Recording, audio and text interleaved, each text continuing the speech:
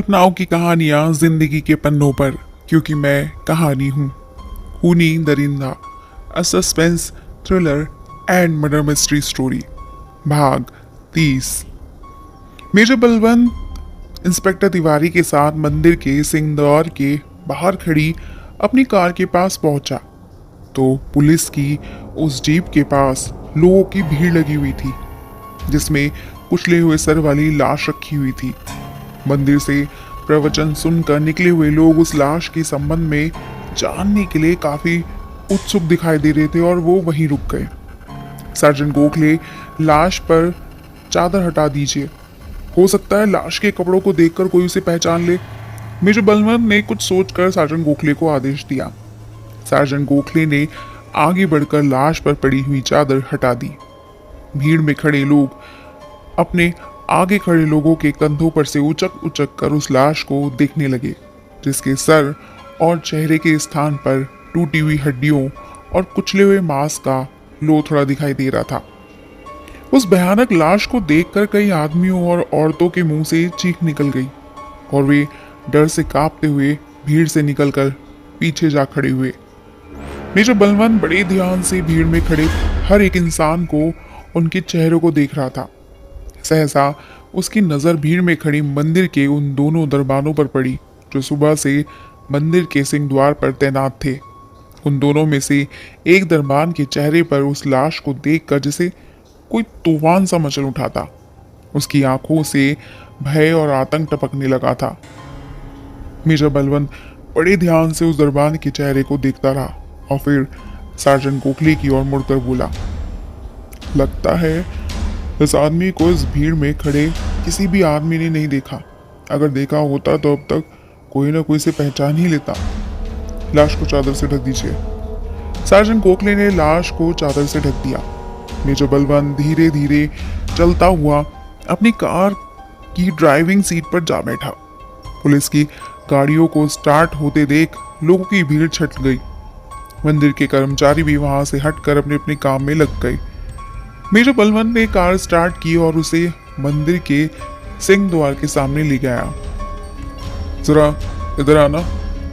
Major Balwant ने सिंह द्वार पर खड़े उस दरबान को उंगली के इशारे से अपनी ओर बुलाया और उस लाश को देखते ही भयभीत हो उठा।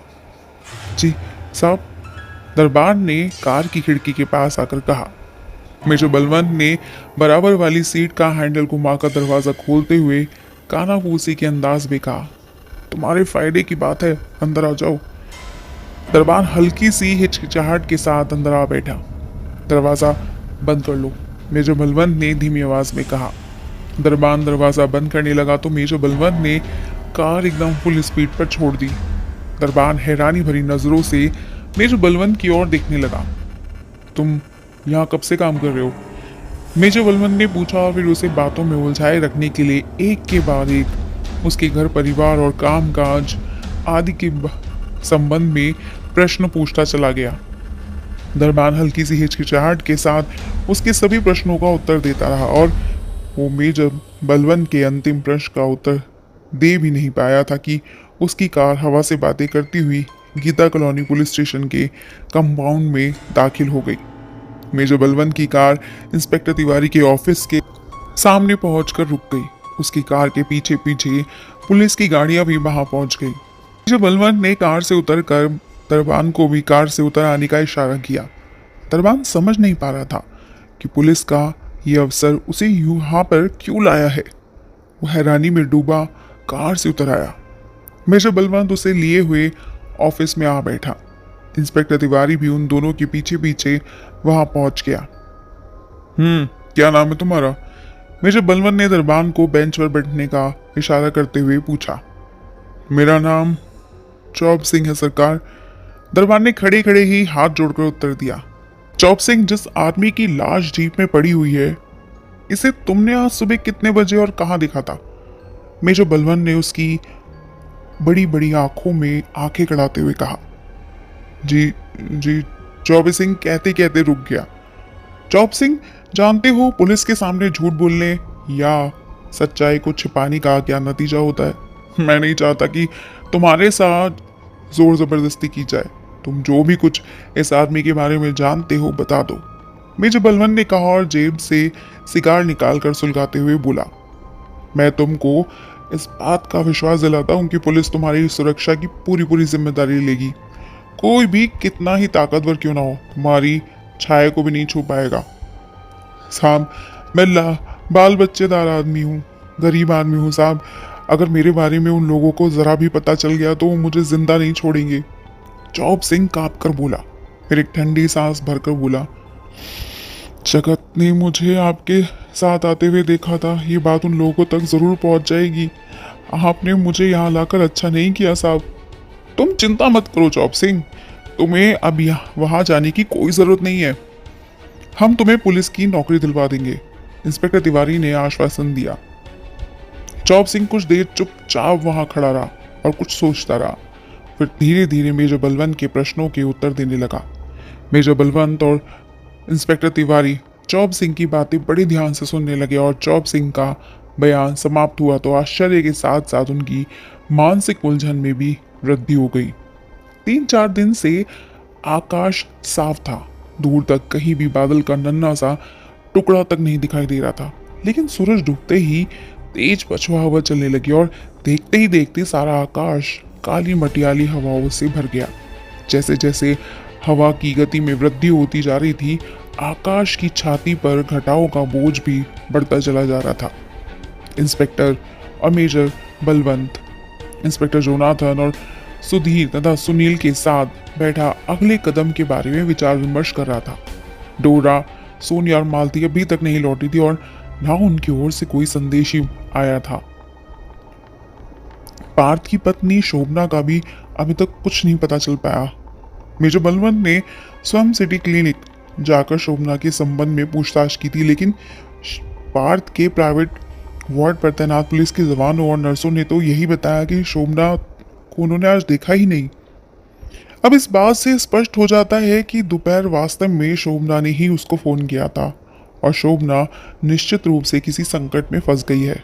धीर और सुनील, तुम दोनों कल सुबह पहली फ्लाइट से जाकर शाम तक आराम से दिल्ली से लौट सकते हो। तुम लोगों का कल शाम का लौटना बहुत ही आवश्यक है। हो सकता है तुम दोनों की इतनी लंबी यात्रा बेकार ही सिद्ध हो, फिर भी मेरा विश्वास है कि इस यात्रा से हमें कुछ ना कुछ तो कोई फायदा जरूर होगा। मेजर बलवंत ने सुनील और सुधीर के कार्यक्रम की रूपरेखा समझाते हुए कहा, हम दोनों वहां से जल्द लौटने की कोशिश करेंगे। सुनील और सुधीर ने एक साथ उत्तर दिया। इंस्पेक्टर तिवारी, आपकी ताज़ा रिपोर्ट क्या है? मेजर बलवंत ने पूछा। मेरे आदमी पूरी मुस्तैदी से अपनी ड्यूटी दे रहे हैं। जब से उन्हें वहां तैनात किया गया है, उन्होंने किसी भी आदमी को उस ओर आते हुए या उधर से जाते हुए नहीं देखा। 4 मील के दायरे में उन्हें कोई असाधारण बात भी नहीं दिखाई दी, इंस्पेक्टर तिवारी ने बताया। मेजर बलवंत कुछ देर चुपचाप बैठा कुछ सोचता रहा और फिर एकदम चौंक कर सीधे बैठते हुए बोला, मेरा ख्याल है कि शोभना के साथ साथ सोनिया, डोरा और मालती भी दुश्मन के जाल में फंस चुकी हैं। दुश्मन यही समझ रहा होगा कि आज अस्पताल में पार्थ अकेला ही होगा, इसलिए वो आज रात पार्थ पर दोबारा अटैक करने की कोशिश करेगा। मेरी राय है कि पार्थ को हॉस्पिटल से यहाँ ले आया जाए और सुधीर पार्थ की जगह पर लेट जाए। उस सूरत में दुश्मन सुधीर पर भी तो आक्रमण कर सकता है, इंस्पेक्टर जोनाथन ने कहा। मैं यही चाहता हूँ कि दुश्मन पार्थ के धोखे में सुधीर पर अटैक करे, मेजर बलवंत ने कहा। वो अभी कुछ और भी कहना चाहता था कि तभी बाहर बरामदे में कदमों की आवाजें सुनाई दी। उन आवाजों को सुनते ही मेजर बलवंत समझ गया कि दिल बहादुर के साथ कोई व्यक्ति उससे मिलने आ रहा है। वो उत्सुकता से ड्राइंग रूम के दरवाजे की ओर देखने लगा। कुछ सेकंड बाद ही दिल बहादुर के साथ पुजारी हरिनाथ ने ड्राइंग रूम में प्रवेश किया। मेजर बलवंत, सुधीर, सुनील और दोनों पुलिस इंस्पेक्टर हरिनाथ को देखने लगे। हरिनाथ के चेहरे पर गहरी चिंता, दुख और उदासी झलक रही थी। आइए आइए हरिनाथ जी, इस समय कैसे कष्ट किया आपने? मेजर बलवंत ने उठकर हरिनाथ का स्वागत करते हुए कहा और फिर अपना दायां हाथ उसकी ओर बढ़ा दिया। हरिनाथ ने दोनों पुलिस इंस्पेक्टर्स और सुधीर तथा सुनील को हाथ जोड़कर नमस्ते की और फिर अपना दायां हाथ मेजर बलवंत के बढ़े हुए हाथ की ओर बढ़ा दिया, लेकिन दूसरे ही पल उसने जल्दी से अपना हाथ खींच लिया। शायद उसे याद आ गया था कि उसके दाएं हाथ में चोट आई हुई है। मेजर साहब, भगवान ने सारी मुसीबतें मुझ पर एक साथ ही डाल दी है। मंदिर से मूर्तियों की चोरी हुई, इस दुख में पिताजी ने अन्न जल त्याग रखा है। वो कहते हैं कि जब तक मूर्तियों की पुनः प्रतिष्ठा नहीं हो जाएगी वो अन्न जल ग्रहण नहीं करेंगे। हरिनाथ ने मेजर बलवंत के सामने वाले सोफे पर बैठते हुए कहा, छोटे भाई पार्थ को भी किसी ने रिवॉल्वर की गोली का निशाना बनाने की कोशिश की। वो तो पता नहीं हमारे कौन से पुण्य काम आ गए जो गोली उसके सीने में से 1 इंच दूर हटकर लगी। वो उसी दिन से अस्पताल में बेहोश पड़ा मौत और जिंदगी के बीच झूल रहा है। और आज सुबह से उसकी पत्नी शोभना का भी कुछ पता नहीं। समझ नहीं पा रहा हूँ कि भगवान हमसे क्यों रूठ गया।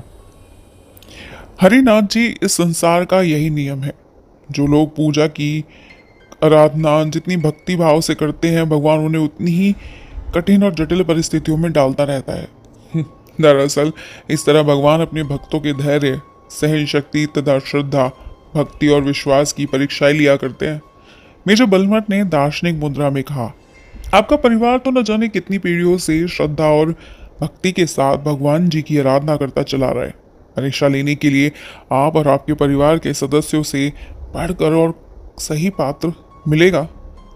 मेजर बलवंत की बात सुनकर पुजारी हरिनाथ कुछ देर तक चुपचाप बैठा रहा, फिर बोला, परीक्षाओं की भी एक सीमा होती है मेजर साहब, और हम लोग भी तो संसार के अन्य इंसानों की तरह साधारण इंसान ही तो हैं। जब दुखों की बाढ़ इंसान को अपनी बाहों में समेटने के लिए उसके चारों ओर भयानक भंवरे पैदा कर देती है, तो धीरज ही नहीं धर्म भी साथ छोड़ देता है। जब मैंने शोभना के गुम हो जाने के बारे में सुना, मैं स्वयं चिंतित हो उठा। सोचता हूँ कई हत्यारे ने पार्थ पर निशाना चूक जाने की वजह से उसकी खींच में उसकी पत्नी शोभना पर तो नहीं उतारी। मेजर बलवंत ने कहा, आप धीरज से काम कीजिए। आप अपने परिवार के मुखिया ही नहीं, एक विख्यात मंदिर के पुजारी भी हैं। अगर आपने ही धीरज का दामन छोड़ दिया तो आपके परिवार और उन हजारों भक्तों का क्या हाल होगा जो वर्षों से इस ऐतिहासिक मंदिर में स्थापित हनुमान जी को अपना आराध्य मानकर पूजते चले आ रहे हैं। पुजारी जी, उदास चेहरे पर हल्की सी इत्मीनान सी चमक लाइए, थोड़ा खुश होइए, थोड़ा अपने आप को कंट्रोल कीजिए। सुधीर, तुम अपना समय बेकार क्यों नष्ट कर रहे हो? जाओ अपना काम करो। मेजर बलवंत ने सुधीर की ओर देखते हुए बाई आंख दिखा दी। सुधीर उठा और बड़ी तेजी से ड्राइंग रूम के दरवाजे से निकल गया। हरिनाथ जी, क्या आप किसी के ऐसे आदमी को जानते हैं जिससे आपके छोटे भाई पार्थ की दुश्मनी रही हो? मेजर बलवंत ने पूछा। मेजर साहब, पार्थ तो बहुत ही भला लड़का है। भले लड़के उससे लड़ना भिड़ना तो दूर, वो तो किसी पर गुस्सा तक नहीं करता। भला उसकी दुश्मनी किसी से कैसे हो सकती है? हरिनाथ ने कहा, और फिर किसी से दुश्मनी होने का कोई कारण भी तो नहीं है। पार्थ उच्च शिक्षा प्राप्त सुंदर और सुशोभन युवक है। पूर्वजों की लाखों की संपत्ति का उत्तराधिकारी है। सुंदर पढ़ी लिखी मनपसंद पत्नी मिल गई है। समाज में आदर सम्मान है। इससे अधिक किसी और को क्या चाहिए होगा? आप ठीक कहते हैं। अगर व्यक्ति के पास सब कुछ हो तो उसे और कुछ पाने की लालसा ही कहाँ रहती है।